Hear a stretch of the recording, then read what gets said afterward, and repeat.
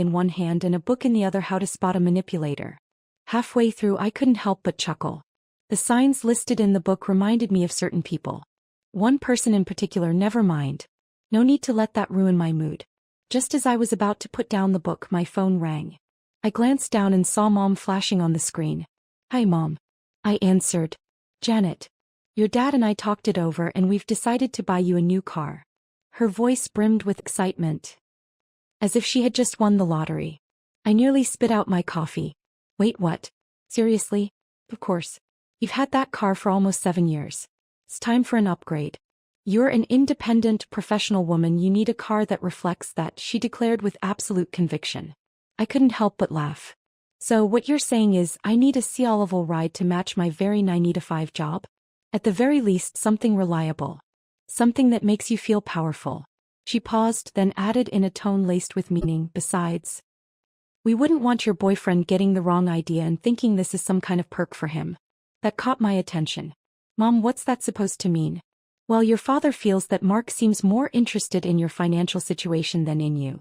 A sinking feeling settled in my stomach. My parents rarely commented on my relationships unless they had real concerns. I glanced at my phone and saw a new deposit in my bank account, $60,000. I knew they meant well. They had always been generous, never hesitating to make my life more comfortable.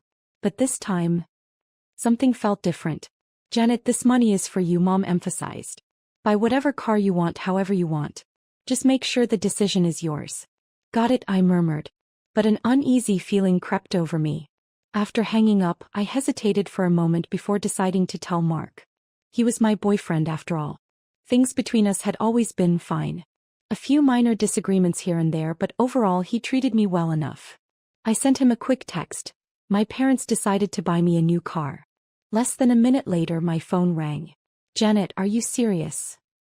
Your parents are way too generous." Mark sounded even more excited than I was. "What kind of car are you thinking? Want me to help you pick one out?" His reaction was so immediate it caught me off guard. I laughed, keeping my tone light. "Haven't decided yet. Gotta check out my options first. Let's go to a dealership this weekend." "I'll come with you," he suggested eagerly. "Sure," I said, keeping my voice casual.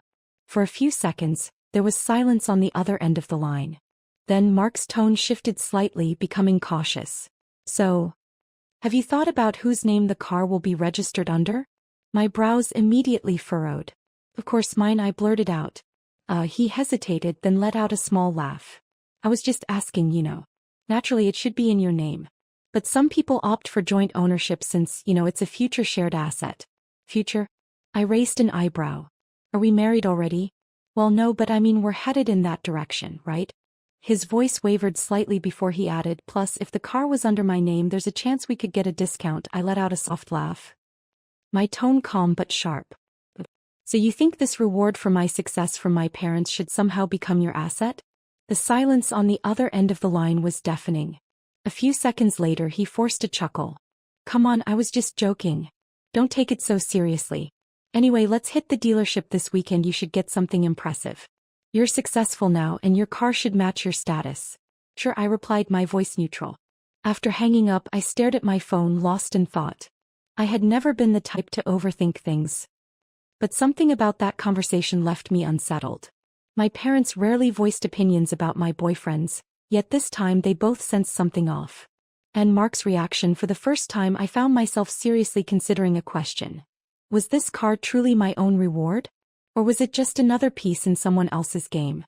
As his words, "a future shared asset," lingered in my mind, my thoughts drifted back to our past. From the day we met to the subtle changes in our relationship, had we really reached a point where I needed to reevaluate everything? I leaned back against the couch, closing my eyes as memories surfaced, memories of the charming, polished man who had once walked into my life so effortlessly. The way Mark and I met had all the makings of a movie scene. I was at a coffee shop, juggling work emails, when my latte nearly spilled all over me. And then a warm hand steadied the cup just in time. "Oh there," a voice said. Almost turned that coffee into a fashion statement. I looked up and saw a well-dressed man, his smile easy and confident, his gaze warm. He had that "I just saved your day" look about him.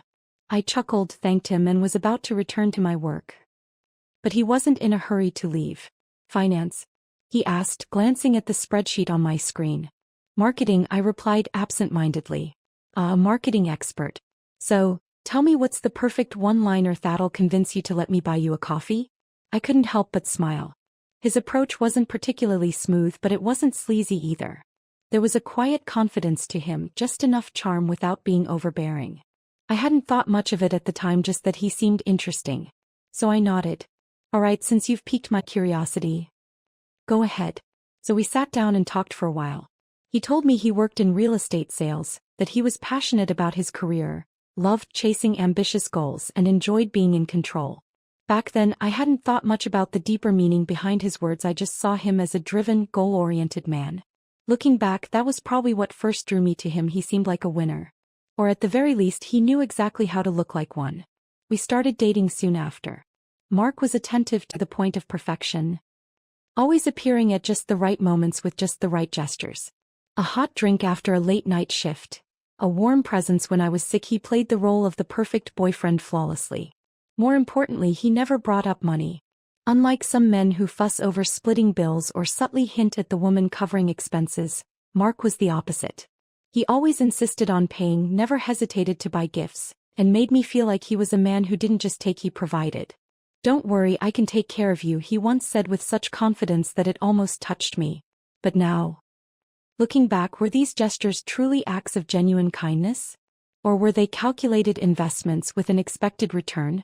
6 months into our relationship, my parents invited him to dinner. That night, for the first time, I caught a glimpse of Mark's real attitude toward money. My parents had never been the meddling type, but they liked to understand the people I dated. When they asked about his job, Mark spoke with his usual self-assurance, boasting about his achievements in real estate. He even joked, "Once my career is solid, I'll be able to buy Janet a big house." My father nodded and casually asked, "Where do you live now?" Mark hesitated just for a split second before responding with a smile. "I'm renting at the moment, but I'm already looking for a place to buy." My mother nodded politely, and the conversation naturally drifted elsewhere. But I noticed his fingers tightening around his wine glass. Mark didn't like discussing his finances, especially not around my parents. Later, on the way home, he asked, almost offhandedly, "Do you think your parents have an issue with me not owning a place?" "Not at all," I reassured him. "They were just making conversation." He paused before adding quietly, "If we're planning a future together, things like buying a house should probably be a joint decision." Of course, I had replied easily. It's a shared future after all. I hadn't thought much of it then. But now I wondered, was that his first attempt at feeling out my stance on finances? The truth was, his probing about this car hadn't started today. A few months ago, he had tested the waters in a different way. We were casually chatting about future plans when I mentioned, "Once work settles down this year, I might get a new car." "What kind of car?" His interest peaked instantly. "Probably a BMW or a Tesla," I had said. "Something better for long-distance travel." He nodded, then seemingly offhand asked, "Are you planning to finance it or pay in full?" "Full," I answered without much thought. Dealing with loans is a hassle. For a split second, his expression shifted just slightly. At the time, I hadn't given it much thought. But now I realized he had been assessing something. He had been measuring me, calculating exactly how much financial power I had. At this point in my memories, my emotions grew complicated. I had always believed our relationship was built on mutual attraction and support. But now, looking back, every step he had taken seemed meticulously calculated. Had his initial kindness been genuine, or was it an investment strategy? Had his attentiveness been unconditional, or was it designed to earn my trust?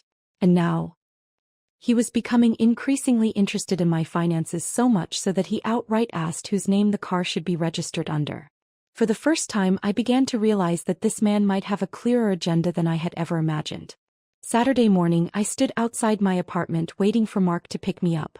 The night before, he had reminded me, "Babe, make sure to get up early so we can hit the dealership before it gets crowded." He seemed more excited about me buying a car than I was. Despite my growing doubts, I kept my demeanor casual. After all, this wasn't just about choosing a car, it was about testing Mark's real intentions. Right on time, he pulled up in front of my place. The moment I got in, he wasted no time. "Janet, have you decided what you want yet?" he asked eagerly. "Haven't made up my mind. I'll look around first," I replied lightly. Well, I think the BMW X5 is a great choice, classy, solid, and makes a statement, he said confidently as if he had already made the decision for me. I simply smiled, not engaging. Today, I was more interested in observing his reactions than in hearing him pitch a specific car. When we arrived at the dealership, Mark's excitement was practically spilling over. Oh wow, this one's great, 3.0T engine, powerful. Check out the interior, premium quality. Janet, you have to test drive this. It's the car for successful professionals. I watched him closely. The more he gushed over the cars, the more I wondered, was I buying this car?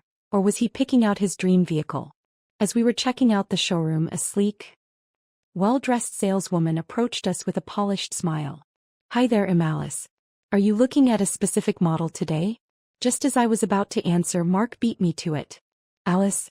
Wow, what a coincidence. I blinked, my gaze flicking between the two of them. Alice hesitated for half a second before composing herself. Mark, what brings you here? I'm here with my girlfriend, she's looking for a car. Mark grinned and casually draped an arm around my shoulder. Janet, this is, a friend I met through some mutual connections. She works here. I arched an eyebrow. Is that so? Alice's expression shifted subtly, just a flicker in her eyes before she slipped back into her professional demeanor. Yes, we've met a couple of times at a friend's gathering. Her tone was polite but carefully measured, keeping a certain distance. There was no warmth, no real familiarity, just enough to acknowledge that they had met. Which only made me suspect that their relationship wasn't as casual as she made it sound. I said nothing and simply nodded. Great. Then maybe you can help us with some recommendations. Alice immediately switched into sales mode, walking us through different models. I noticed that most of the cars she highlighted aligned more with Mark's taste than mine. When she finished her pitch, Mark leaned in, visibly thrilled. Janet, what do you think? That white BMW X5 is perfect for you. I tilted my head, considering my words. Kim, it's nice, I said, then smiled slightly. But I actually prefer the Tesla Model Y. Tesla? Mark frowned slightly, then forced a smile. Electric cars are nice, but they're not ideal for long trips. And Tesla's onboard system, it has its issues. I smiled faintly and asked, so, do you think the BMW X5 is a better fit for me or for you? He froze for a second before quickly waving his hands. Of course it's for you. I'm thinking about you. Really? I raised an eyebrow. Because I seem to recall you mentioning before that your dream car is an X5. His smile faltered just for a moment. Janet, you're overthinking this. I just think it's a great match for you. Alright, I said casually. Let's keep looking. But what happened next only solidified my suspicions. Alice suddenly asked, are you planning to pay in full or finance the car? I was just about to say full payment when Mark beat me to it. Financing, of course. It's the smarter choice. That way the leftover cash can be invested. My gaze on him cooled slightly. Invested? I repeated slowly. In what? Well, smarter financial opportunities, Mark said hesitantly. Think about it, Janet, if you buy the car outright, the money's gone. But if you finance it, we can use the extra cash for investments, real estate, stocks, things like that. I let out a short laugh and looked him straight in the eye. Whose money were you planning to invest? Mark's smile vanished completely. He hadn't expected me to call him out so directly. I took a deep breath, then said lightly, let's just keep looking for now. I'll think about my financing options later. Mark's expression tensed, but he wasn't ready to let it go. Janet, I'm just saying, financing really makes more sense. I'm not in a rush. I cut him off with an indifferent tone. Actually, I'm starting to get a headache. Let's call it a day. A headache. Did you not eat breakfast this morning? He asked, seizing the chance to shift the conversation. I smiled. Maybe. Probably just hungry. Let's go. He hesitated for a moment, as if weighing whether to push the topic further. But eventually he seemed to realize that his plan for today wasn't going anywhere. With visible reluctance, he nodded and followed me out of the dealership. But I had already seen enough. Today's test had made one thing crystal clear: Mark wasn't here to help me pick a car. He was here to ensure this purchase benefited him. And as for his connection with Alice, that, too, was looking far less innocent than he wanted me to believe. As I stared out the car window at the passing city streets, a quiet but firm realization settled inside me. This relationship might really be reaching its end. That day, as we walked out of the dealership, a seed of doubt had firmly planted itself in my mind. Mark's enthusiasm for my car was far greater than it should have been. More than that, he didn't just want to influence my choice, he wanted to convince me to finance it so there would be extra money left over. And when he spoke of investments, he had said we. I hadn't confronted him outright. But the truth was already rippling through me, shifting something deep inside. If he really just wanted to help me pick a car, why was he so eager for me to take out a loan? Why was he so concerned about where the money would go? And why did he seem even more invested than I was in whose name would be on the registration? I needed to get to the bottom of this. The next day I made an excuse not to see Mark and instead went to the bank alone. I wanted to get a professional opinion on auto loans. The bank manager, a sharp-looking woman in her 40s, listened patiently as I explained my situation. Then she smiled knowingly. To be honest, if you have enough cash on hand, financing a car isn't nearly as smart as your boyfriend made it sound, she said. A car is a depreciating asset. Unlike a house, it won't appreciate in value. So, when you take out a loan, the interest is just adding to your overall cost. I leaned forward. So, are there people who deliberately choose to finance a car? Of course, she nodded. But usually it's because they want to use the leftover cash for something else, stocks, investments, or just to have money they can freely access. A cold realization washed over me. Her words described Mark's logic exactly. He wasn't trying to make my financial burden lighter, he was trying to keep my cash liquid so I'd have the opportunity to use it. A chill ran down my spine. That afternoon Mark called. His voice was extra sweet. Hey Janet. You must be tired today. Want to grab dinner tonight? Sure, I said, keeping my tone light. Oh, by the way, I stopped by the bank today to ask about the loan. There was a split-second pause before his voice turned eager. Really? So? Sounds like a great idea now, right? I resisted the urge to roll my eyes and let out a small sigh instead. The bank said that if I financed the car, I'd have an extra 20 grand in cash flow. Honestly, it is kind of tempting, of course it is. Mark's excitement was instant. I told you loans are a smart move. So have you decided? When are you going to finalize it? I smiled, but it wasn't out of amusement. Not yet, I said, drawing out my words. The bank mentioned that once the loan is approved, the extra money would be completely at my disposal. I just don't know what to do with it yet. I'm worried I might end up spending it on something unnecessary. There was a brief silence. 2 seconds, maybe 3. Then his voice came back, carefully casual. Well, you could just hold on to it for now. Or maybe look into some investment opportunities. There was. From the very beginning, his interest wasn't in the car, it was in the money. I decided to push a little further. Actually, I said thoughtfully, I was thinking if there really is a good investment opportunity, maybe I could lend you a portion of it? Didn't you mention a real estate project recently? Silence. Not just hesitation, dead silence. Then after a moment he let out a forced laugh. Oh, that. I was just talking, you know. Investments aren't that easy. You should just focus on buying the car first. We can figure out the rest later. I caught the word immediately. I echoed, amusement laced in my voice. Mark backpedaled so fast I almost felt secondhand embarrassment. I mean you. I just meant I can help you plan things. But I had already heard enough. This wasn't a slip of the tongue. It wasn't just casual conversation. That wasn't an accident. That was a plan. A script. One he had been carefully executing from the very beginning. That night, I made an excuse about a headache and skipped dinner with Mark. Instead, I sat down and started going through our conversations from the past few months, chat logs, bank transfers, and the times he had casually mentioned investment opportunities. A pattern emerged. 3 months ago he had casually remarked, if you have some extra cash, it might be worth trying the stock market. 2 months ago he mentioned the real estate market looks promising right now, too bad I don't have enough capital. A month ago he asked, have you ever thought about doing something with your savings instead of just letting them sit there? Bit by bit he had been introducing the idea of investment into our conversations, guiding me toward his so-called financial strategy. This wasn't just an innocent suggestion. It was a carefully constructed plan. And this car? It was his way in.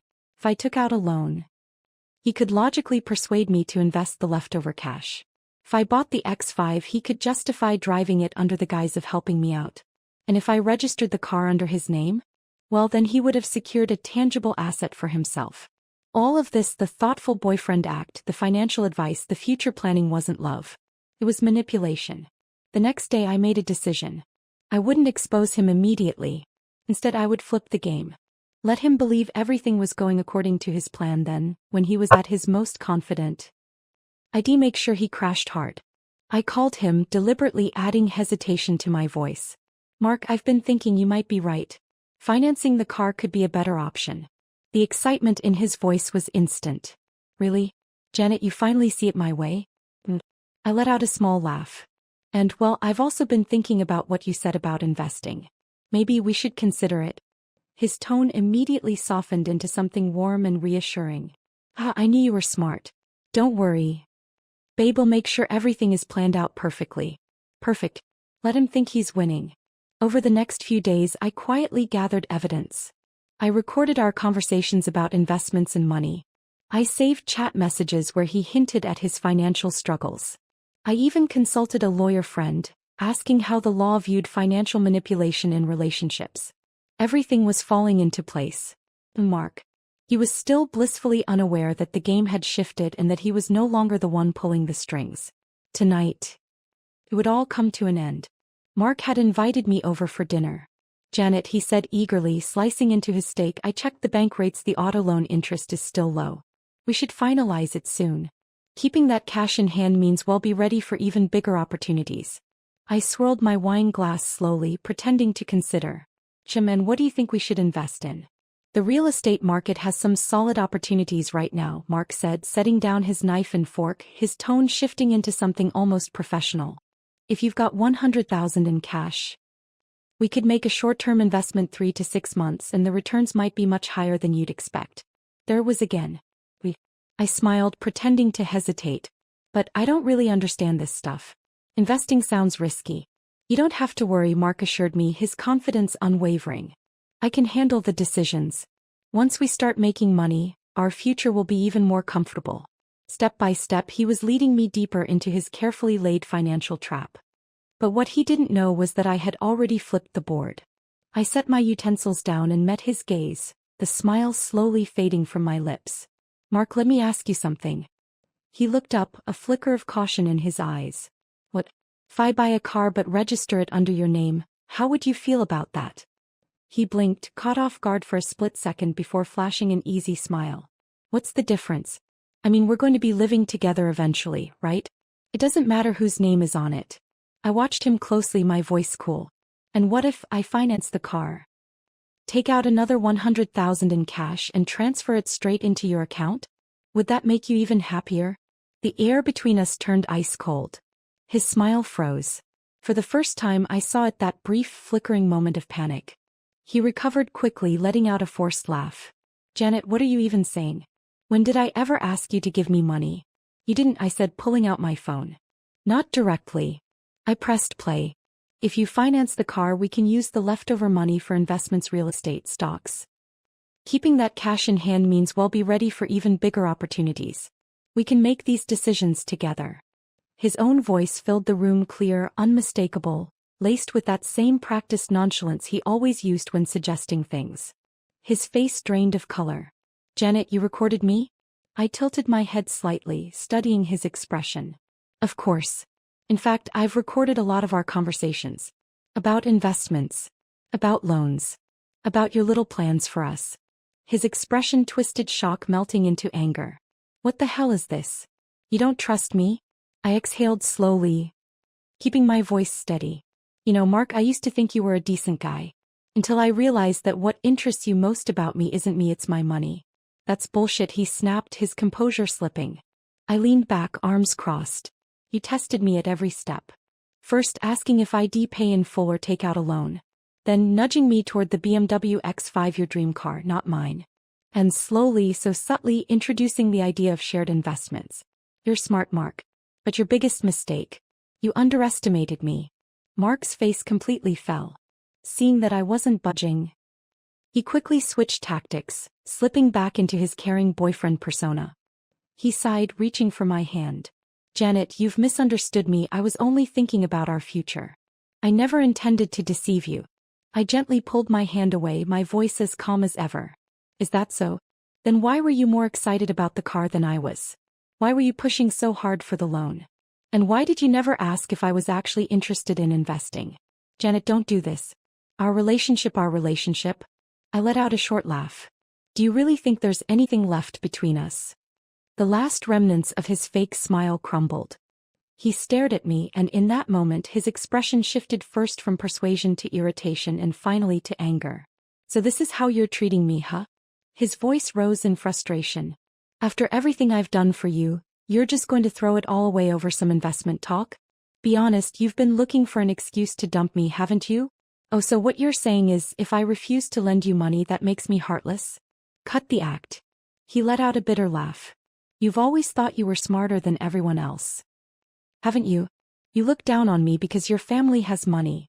That's what this is really about, isn't it? I stood up, looking him dead in the eyes. My voice was eerily steady, as if I were discussing the weather. You know what, Mark? I really should have seen through you sooner. You're angry because you assumed I'd follow the path you laid out for me. You thought you had me figured out. But you were wrong.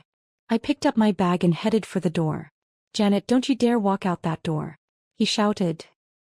His voice laced with growing hostility. You really think you'll find a man better than me?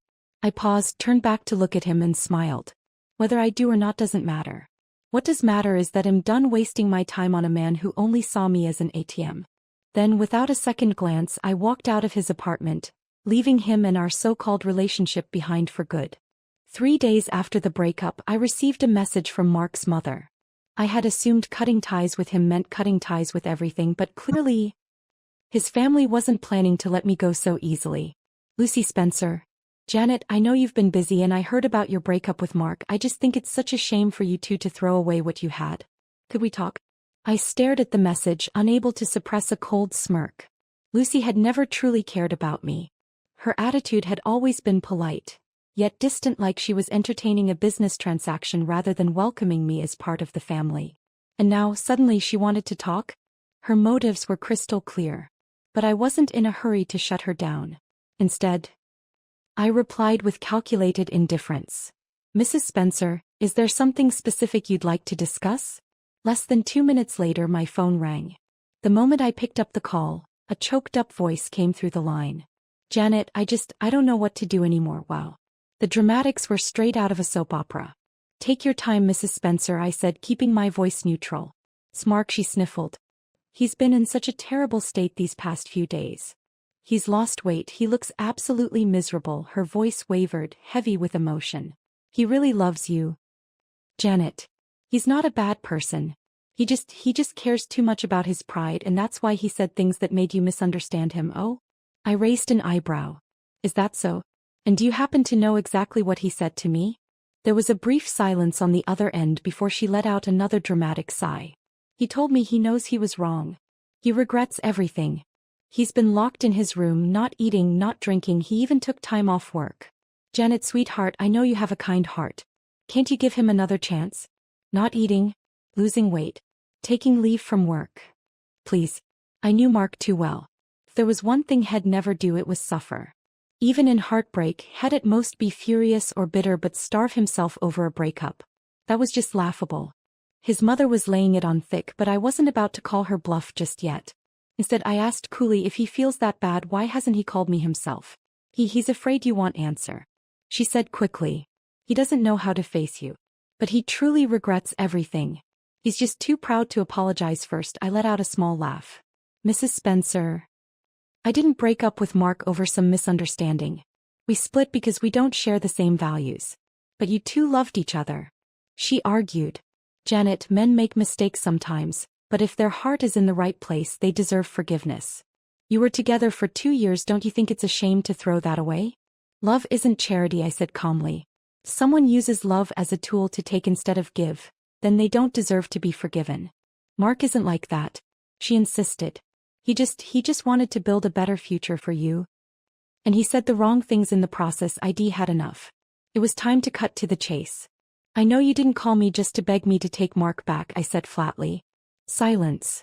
Then finally she got to the real reason for this call. Janet, I wanted to ask you for a favor. Go on. She hesitated, then lowered her voice as if she were about to say something truly sensitive. You were looking at cars, weren't you? Mark mentioned that you were planning to finance one. There was. Finally. A smirk tugged at the corner of my lips as I patiently waited for her to continue. "I'm not trying to interfere in your decisions," she sighed, her voice laced with feigned helplessness. "But Mark has been struggling financially. He's in a bit of debt, and if it's possible, could you help him? Just a little?" There was. Her goal was never reconciliation. It was money. Feigning concern, I asked, "How much does Mark owe?" Around 100,000, she admitted, her tone hesitant. "Strange." I mused. "Mark told me he could afford a car." She let out an awkward chuckle. "Men, they have their pride. They don't like admitting when they're struggling." "And how did he end up in debt?" I pressed. There was a brief pause before she carefully said, "He made an investment and it didn't work out." I sounded just the right amount of surprised. "What kind of investment?" He hadn't expected me to keep digging. Her voice wavered. "Well, something related to real estate. Anyway, he's just really upset about it. He's trying so hard to recover from the loss." And there was. From the very beginning. This had all been a setup, a slow, calculated path leading straight to this moment. The moment where I was expected to fix his problems. I dropped the act. My voice turned cool.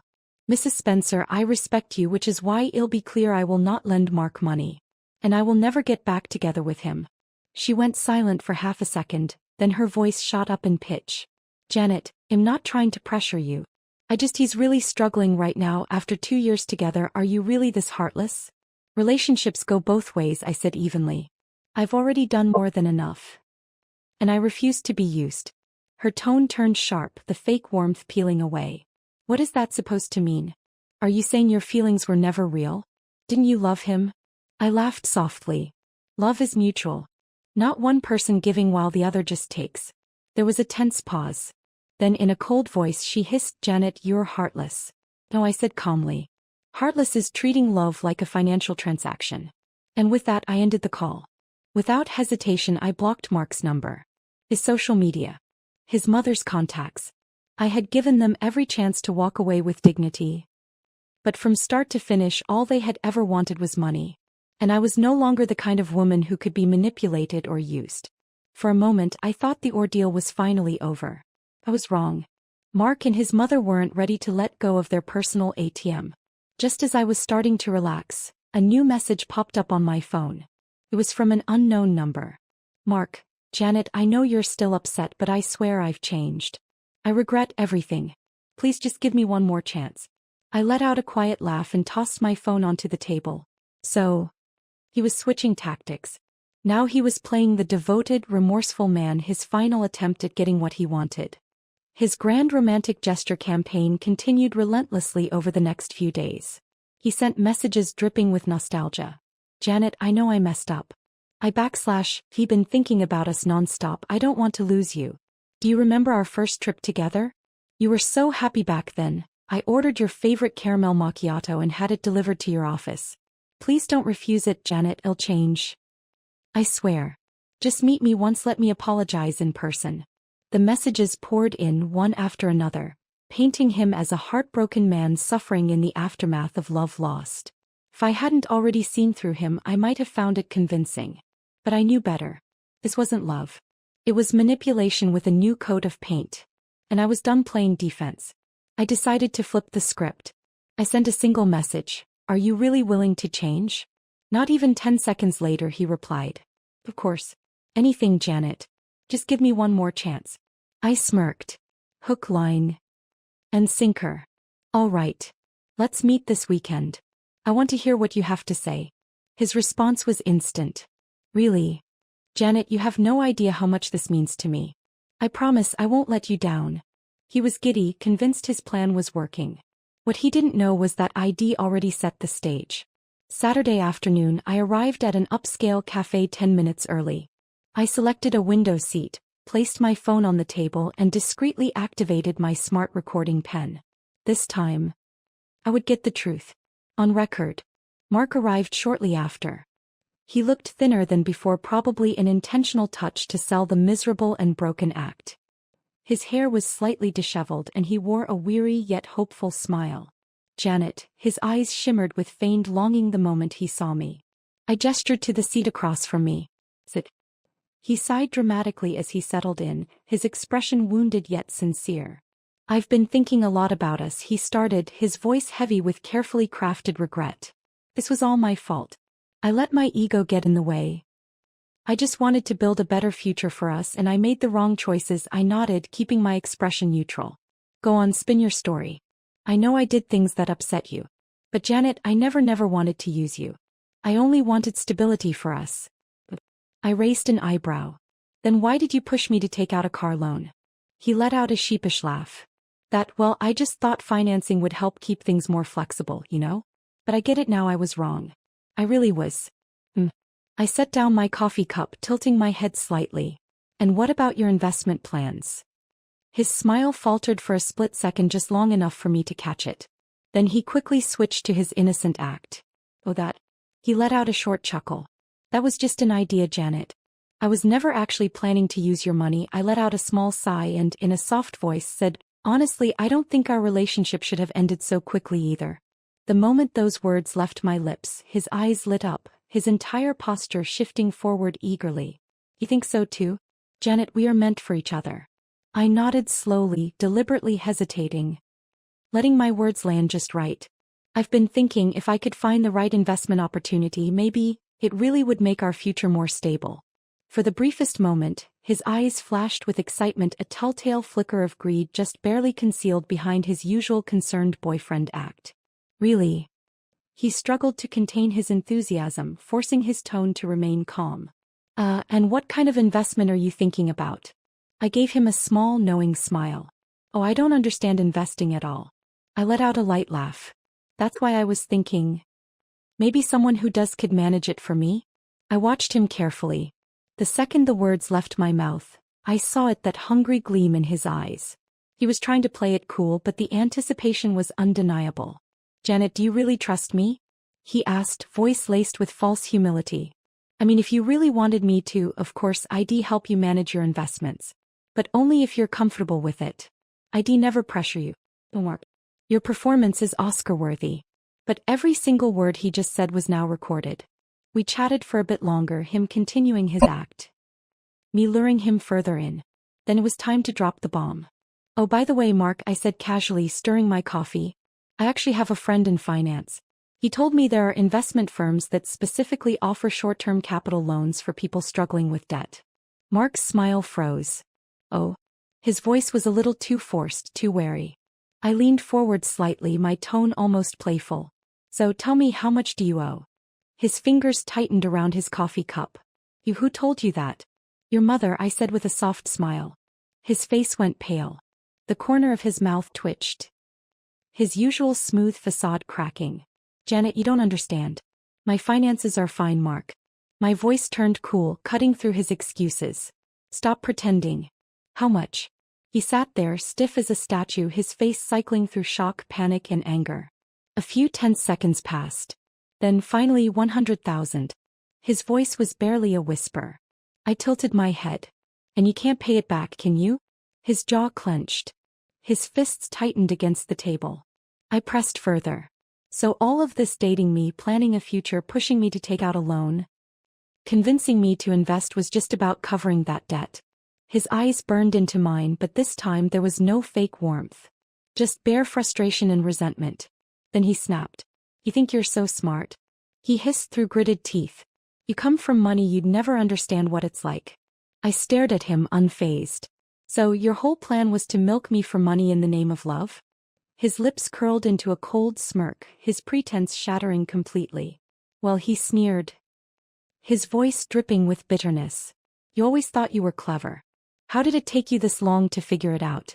I let out a slow exhale, then without breaking eye contact, pulled out my phone.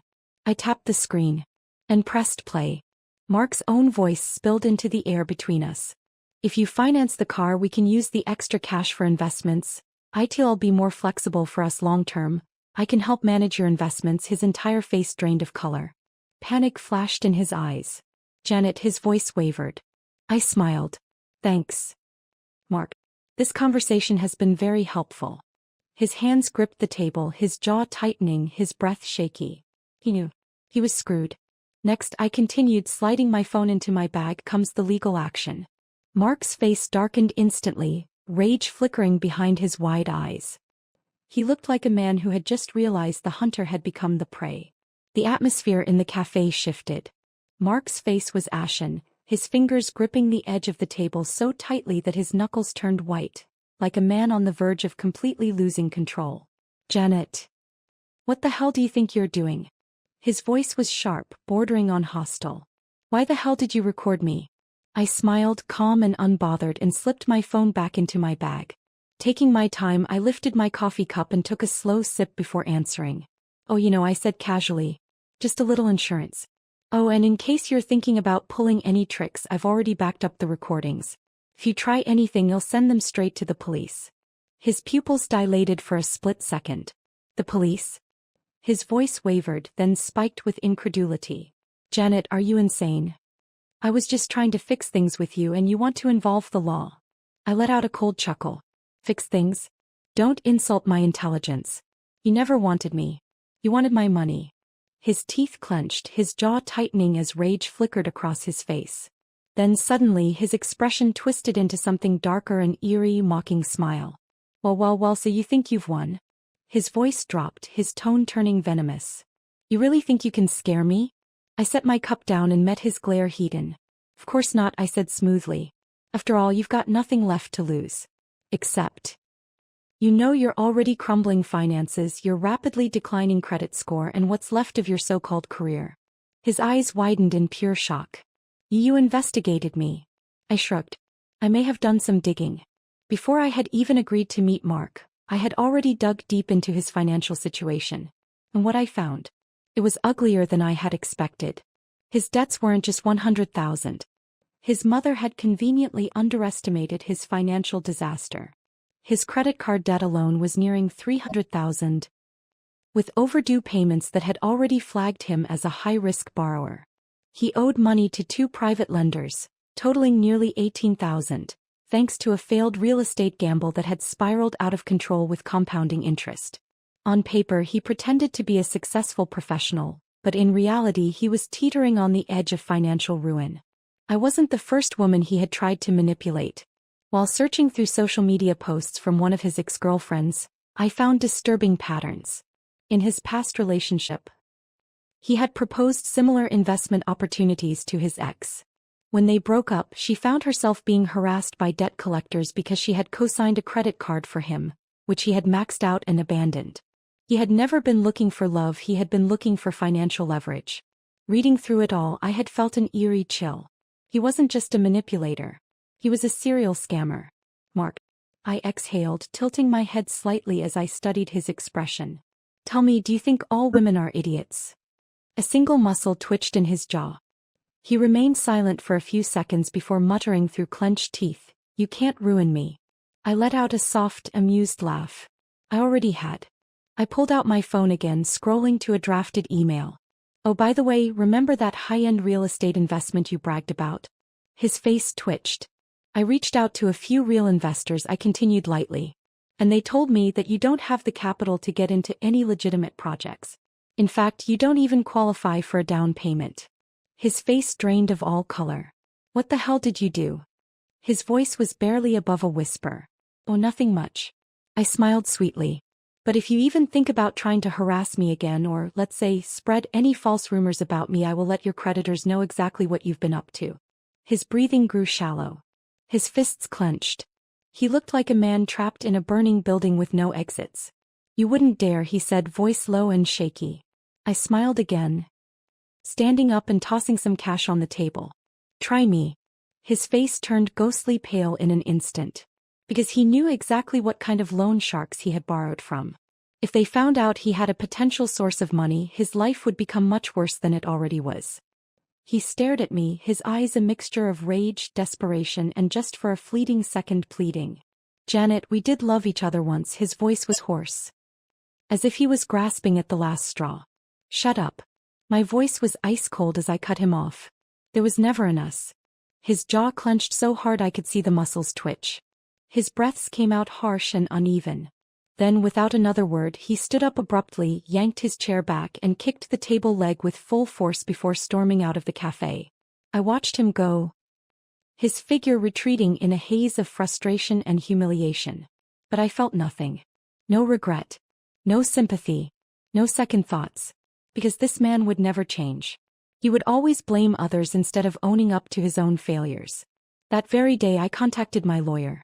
I filed an official harassment and defamation report, compiling every text, every voice message and the full audio recordings I had collected. I also had my lawyer draft a cease and desist letter. Once this letter was sent, it meant that if Mark ever tried to contact me again or spread even a single rumor, I could sue him immediately. After reviewing my case, my lawyer smiled and said, "You handled this brilliantly. You took control before he could. Don't worry, the law is on your side." Hearing that, I finally let out a breath I didn't realize I had been holding. It was over. I had completely shut down this manipulative financial predator of a relationship.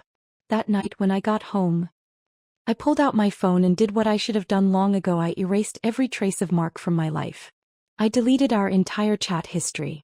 I blocked his number and every social media account tied to him. I wiped out every single photo of him from my phone. And as I sat there staring at the blank screen, I felt something I hadn't felt in a long time: peace. Goodbye, Mark. Your manipulation failed. Your game is over. I didn't see Mark again after that. But months later, I heard the news he had been exposed by multiple women. Victims came forward. A full-scale investigation was launched. And in the end, Mark was convicted of fraud and sentenced to 10 years in prison. His mother even reached out to me, begging me to help her son. I refused.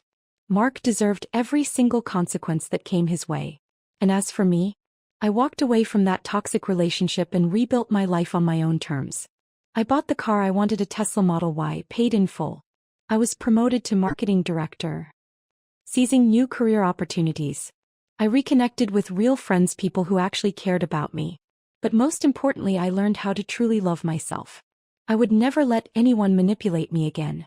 This was my story. If you've ever been in a similar situation, what would you have done? Share your thoughts in the comments below. And if you liked this video, don't forget to like and subscribe for more